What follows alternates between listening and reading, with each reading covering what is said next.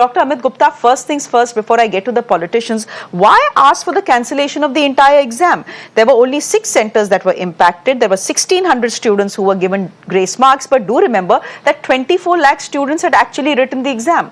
Now, to pull them through this entire circle of cancelling the results and holding the exams again, is that fair when the government of India and the Education Ministry has already said we have put a mechanism in place to ensure that, no rightful candidate is left out of the system?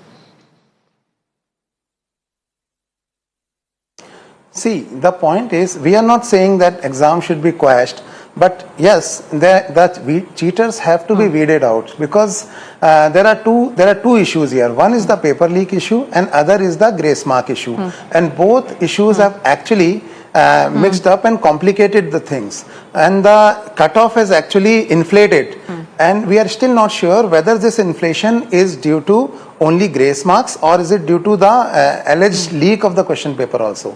Now, in case it is due to alleged leak, then obviously this particular thing, the demand for quashing the entire exam, this should be the last resort, which is what we believe. Even in 2015, the only time in the history of pre-medical entrance when the exam was quashed and reconducted, I was a part of that allegation. I actually spearheaded that, and we were managed to cancel the exam because all other resorts, whatever we could have tried to weed out the cheaters, they actually failed. So eventually the honorable judge says that if cheaters cannot be weeded out, then there is no, the sanctity of the exam is breached.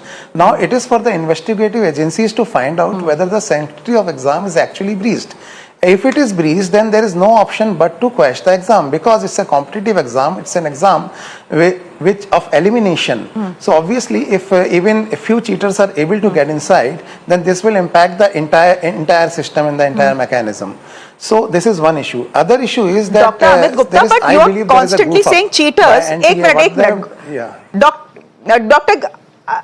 Amit Gupta, 1 minute, a follow-up question, and then you can conclude your point. Dr. Amit Gupta, the fact is NTA, that's the National Testing Agency, very clearly on record is saying there has been no paper leak. So आप जो cheating की बात कर रहे हैं, NTA has come out and denied it. See. Obviously, NTA will deny it. The same thing happened 2015. The conducting body, that is CBSE, they continued to deny it. But eventually, it was found out that the sanctity has been breached. So they are taking their stand. We are taking our stand. It is for the honorable court to decide that who is correct. So we are saying it is an alleged leak.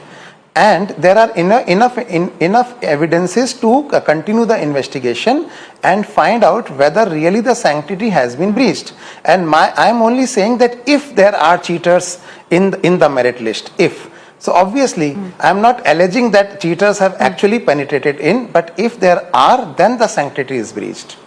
So that is our point, and we also don't want the exam to be quashed if the sanctity is not breached.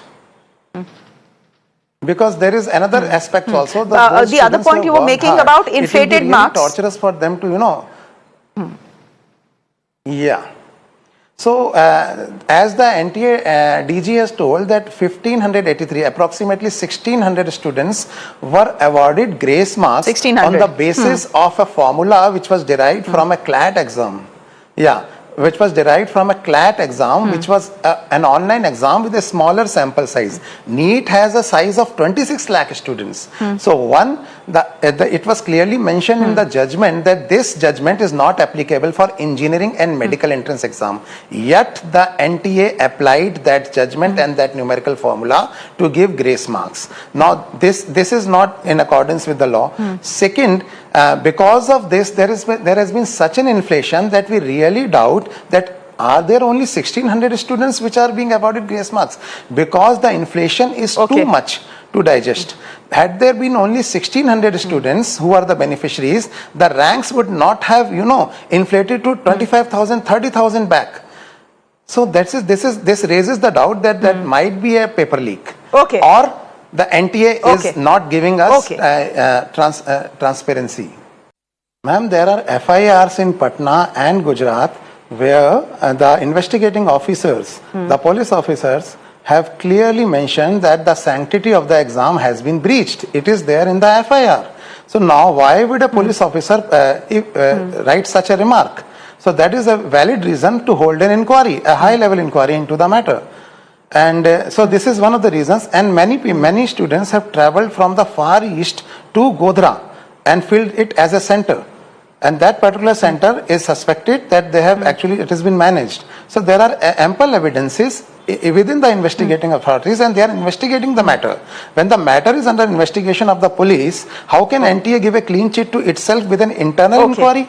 Doesn't make sense. The inquiry has to be external and has to be headed.